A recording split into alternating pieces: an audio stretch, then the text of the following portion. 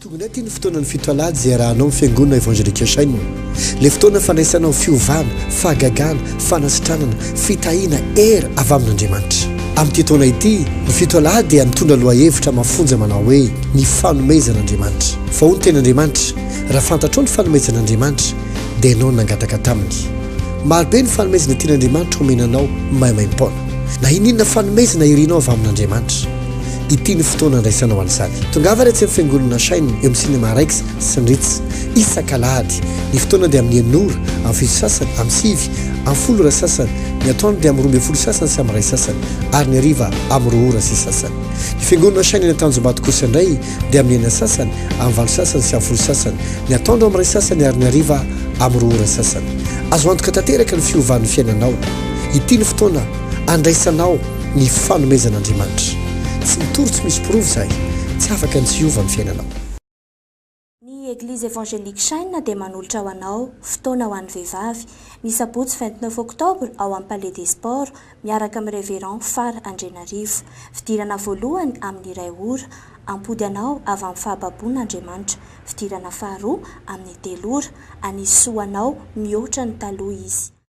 Famaranana fito alahady 30 octobre ao amin'ny Palais des Sports anasanantsika rehetra tsy hakanavaka miaraka amin'ny Bishop Patrick Andrianarivo mitondra ny loha-hevitra hoe diloilo vaovao misy fidirana telo ny maraina amin'ny 9 ora sasany amin'ny 7 ora sasany ary amin'ny 10 ora sasany ny hariva kosa indray amin'ny 2 ora sasany amboaridin'izao ary ny fandaharam-potoananao tongava manana anjara fa tsy afaka ny tsy hiova ny fiainanao tsy mitory tsy misy pirovo izahay.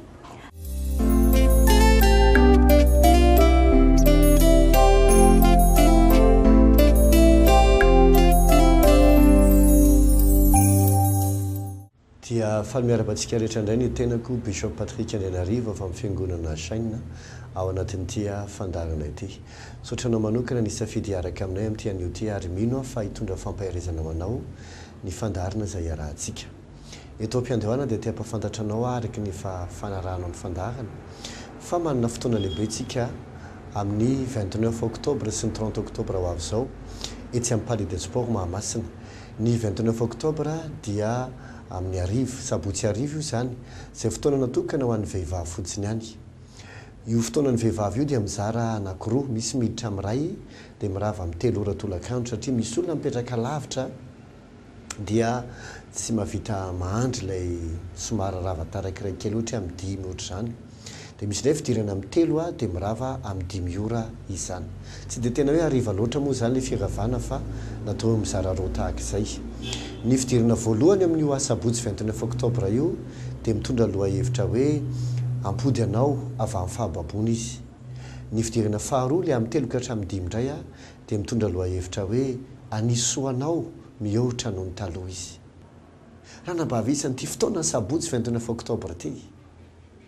tia ampody anao avy amin'ny fahababoan'Andriamanitra sitraka Andriamanitra loatra ny adananao fa tsy nijalianao ozy dia olona anankiray izay vehivavy niresaka tamiko ozy paster zah lasa me matavy zany ve zaho te hiena eny dozy izy ka miadanako ahoana ntsony ny ampiananareo finahoana ataonao hoe fiadanana nareo ve tsy efa miadany teo mantsy azy fa nga moa ianao tsy miadana ao dia zao ny navalina fa ngany ny olona ohatrany ato mba afaka hiadany mantsy anazy fa nahoana no tsy afaka hiadana ianao nge miasa ianao manana ny zavatra ilainao manana ny zanakao zatra zay ngava pastera tsy mba natao an'izany fiadanana izany hoe mantsy azy fa ino moa aminao natao hoe fiadanana vola ve natao hoe fiadanana ekena tokoa fa mety hoe mampilamin-tsainany hoe misy vola ao an-trano tsy voatery hitoditody foana ianao fa tsy ny vola fotsiny no mampilamina ny saina fa afaka feno vola ao an-trano fa tsy voatery ilamina ny saina rehefa manana materiel avy eo na manana trano tsara sy fiara tsara be da be ho any olona tomandrery ao anaty salon tomandrery ao anaty efitrano tena tsara be trano fatoriana ngazana saloha tsy midika hoe tsy ilaina ny trano tsara na tsy ilaina ny vola zotrany fa tsy avy amin'izany ho ny fiadanana ka inona ary ny fiadanana rehefa tsy zany io indrindra no olana io indrindra no olana ny olontsika dia ohatrany hoe rehefa ampy ny materiel dia miadana ampy indray nefa le izy mbola tsy tonga ihany le fiadanana tonga reny vady za ohatra renao ohatra ny hoe tianao sary mpiaro velona indray nefa izy tsisy tanianana mihitsy tady fiadanana indray ianao satria avy amina zavatra tsapany nofotsika le ohatra ny hoe fihetsepo zavatra tsapain'ny vatana zany eritretintsika hoe manome fiadanana osy ilay vehivavy anankiray zay nresaka tamiko hoe satria jara ara-pitiavana izy dia zao noteneniny sao izy mila olona tia anazy ndraindray izy leobe ohatra ny tsy mba misy tia anazy Jesosy ho atianao dia zao ninavalina eny fantatra Jesosy fa tena fa mba mila olona manambitamby anahy mila olona mba manafisafo anahy mila olona mba manao kalay anahy mila fitiavana e ohatra lera malaza am'izao hoe mila fitiavana izy moa ny olona tokoa tsy mila fitiavana fa ny fiadanam-po sy ny filaminana tsy avy amina fahatsapana io fa afaka miadana ianao na dia ao anaty tafiotra azy afaka miadana ianao na dia ao anaty ny olana azy afaka miadana ianao na dia ao anaty tsy fahampiana azy jerevo Jesosy nandeha sambo izy efa nidirany rano ny sambo efa mipanika daholo ny tao anatiny ny mpianatra aveo ny teny taminy sitraka ao ve ny hahafaty anay Jesosy nefa tena ao anaty fiadana tena extrême mihitsy matory ohatry ny zazakely toy izay ahoana anao matory fotsiny sambo efa hidirany rano sitraka ao ve ny hahafaty anay sa ahoana dia zany sambo efa tena miaka-midina mihitsy sambo tamin'izany ange tsy ohatra le sambo pakebo ngeza be amin'izao e fa sambo lay zay rehefa tena manonjy io rano io dia heninao mihitsy ao anatiny hoe tena manonjy izy zany sy tona efa mba nandeha sambo somary atonotony ny abeany fa rehefa manonjy io rano io tena renao mihitsy hoe miakatra izy zany dia midina indray dia miara fa Jesosy nefa matory kalma tanteraka dika zany afaka ao anaty tafiotra ianao nefa milamina any anatinao ka tsy fantatra hoe inona ny zavatra nambabo anao na mampahory anao fa possible niverenany fiadananao nga tsy vitan'izay fotsiny tsy vitan'izay fotsiny hoe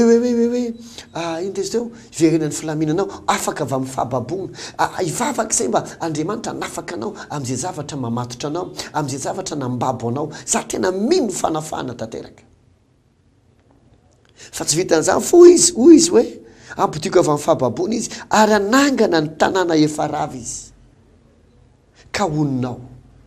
tsy fantatro mety efa rava ve ny tokantranonao rava ve ny asanao inona ny zavatra rava amin'ny fiainanao ny tombo zao no mitendry rehefa mamerina fahababona izy dia izy ihany ny tahanao dia afaka anangana indray anao ny tanànanao na ny tokantranonao zay efa rava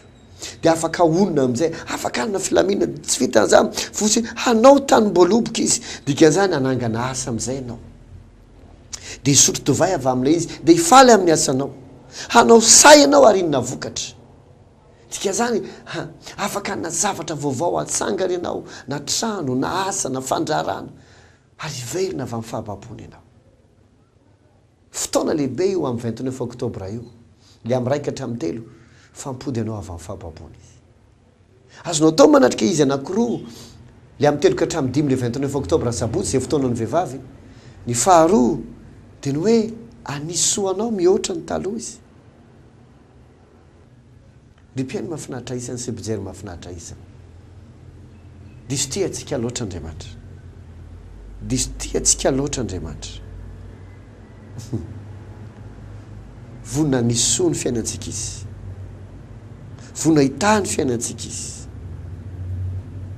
ao anao izy Josefa rehefa niteny tamin'ny Benjamina lalahany hoy izy Andriamanitra ny anisoanao any boky Genesis toko 2:30 toko izy hoe hanisoanao tokoa aho ary ataoko maro dia maro ny taranakao Andriamanitra dia Andriamanitra tena vonina nisoantsika vonina tena hikarakaratsika mihoatra noho ny taloha tsy fantatro efa sondraisinao hatramin'izay tsy fantatro efa zavatra nomen'Andriamanitra anao mety nisy fotoana angamba ny fiainanao tena nety tsara fa amin'izao fotoan'izao noho ny zavatra maro mitranga dia memitsitongana angamba koa ianao lavo tamina fahotana angamba koa ianao mety nanadinon'Andriamanitra indray lasa tsy niankina tamin'ny tompontsony fotoana zao iverenana amin'ny tompo, fotoana zao anadiovan'Andriamanitra anao dia iverina nisy soanao indray izy. Zay ny anton'ity fotoana amin'ny 29 octobre ity, alaminy ny programa dia tongava, alaminy dia tongava, fa tsy ho takatry ny sainao ny zavatra ataon'Andriamanitra aminao. Ny alahady indray tsika dia alina fotoana lehibe izay iresahana ny amin'ny hoe diloilo vaovao, diloilo vaovao. Ao amin'ny salamo faharoa amby sivifolo ka ny andininy fahafolo dia zao lazainy hoe fantandroko kosa asandratrao tahaka ny ombomanga, miositra diloilo vaovao ako. Io fotoana 30 octobre io dia sady famaranana ny fotoana 7 alahady izay mitondra loha hevitra hoe ny fanomezan'Andriamanitra. Dia amin'ny fotoana io dia iresaka aminao misy dirina anki-efatra izy 3 maraina 2 hariva, amin'ny 9 sasany maraina dia amin'ny 8 sasany maraina dia amin'ny 10 ora sasany maraina, ny hariva amin'ny 2 ora sy sasany. Io fotoanareo dia loha hevitra mitovy hoe diloilo vaovao, fa saingy isaky ny fotoam-bavaka anankiray ahako dia nazava ny asan'ny fanamasina izay miseho amin'ny endrika tahaka ny diloilo. Tiako ny manazava fa ny fanamasina tsy menaka, tsy diloilo ny fanamasina, symbole ny fanamasina fotsiny zany. Fa Andriamanitra nefa nyteny manamasina diloilo ho anareo sy ny taranakareo. Rehefa nositra mpanjaka ohatra tamin'ny testamenta taloha dia ny mpaminany no manositra azy avy amin'ilay diloilo izay efa nohamasinina, tahaka ny Davida izay nosorana. Rehefa nosorana izy dia ny Baiboly dia nidina tamin'ny fanahin'Andriamanitra tamin'iny andro iny. Dia izay no tonga azy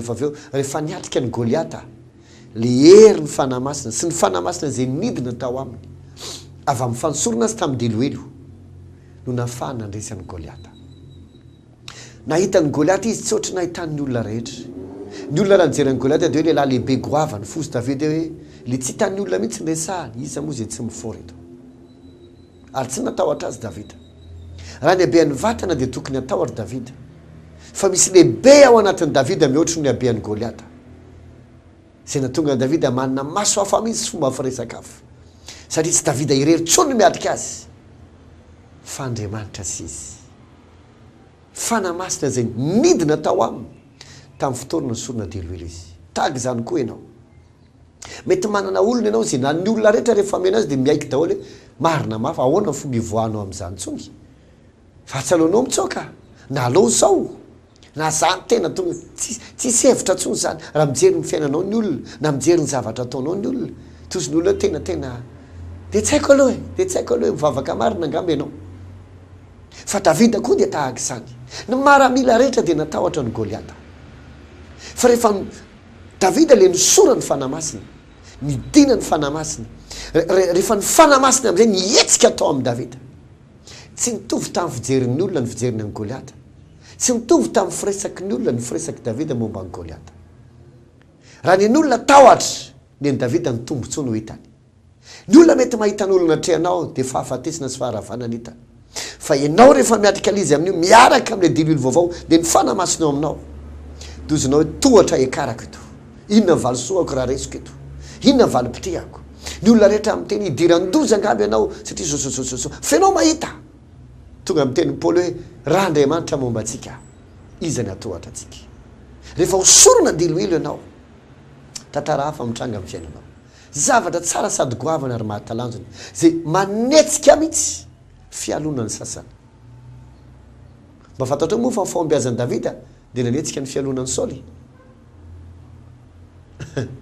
Ny fahombiazan'i Davida dia nanetsika ny fialonan'ny Saoly. Satria nihirahira ny vehivavy Jerosalema. Davida nafaty arivoarivo, Saoly nafaty arivoarivo, fa Davida nafaty alinalina. Tezitra Saoly. Hoe fa aminay na atao arivoarivo ny Davida raha amanalinalina. Satria hafa mihitsy ny refrain hirahirinao rehefa volombaositra ianao. Izay nanasako anao amin'ny fotoana io. Andray zany hoe diloilo vaovao avy amin'Andriamanitra. Ahita ianao fa ny olona izay atrehanao dia ho diso kely loatra. Ary ampandraisanao amin'ny fomba vagoavana. Tonga amin'ny teny mpanao salama hoe zava-mahatsirafina no ataonao ho valiny vavaka. Fotoana tena lehibe io. Amboary ny programanao. Palais des Sports 30 octobre amin'ny valo sasany amin'ny enina sasany maraina amin'ny valo sasany sy amin'ny folo sasany ny ariva dia amin'ny roa ora sy sasany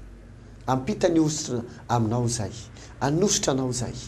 hitondra fiovana goavana ho an'ny fiainanao zay ny fandarantsika azadino familahntsika mbola miaraka itsy amin'ny raiky sasiritsy andonalakely tanjombato fiangonana saina eny tanjombato afaka antetezinao dia mahitapilaky hoe église saina dia manaraka niny pavé miakatra inao dia ao aloha ao amin'ny akavanana mivily akavanana misy trano fotsy lehibe misy banderola misy sariny amin'ny fady fiangonana saina tsy anosy be fiangonana saina manaka mbahiny hôpital maison déco no mitsofoka misy arabe midina io fiangonana saina eny Ivanja fiangonana saina eny Soavy Masoandro tongava amin'izany rehetra zany azo antoka tanteraka fahanovan'ny fiainanao Andriamanitra zay ny fandarantsika efa manao velomanao ny tenako Bishop Patrick Ndelariva avy amin'ny fiangonana saina tomboa vasoavana veloma tompoko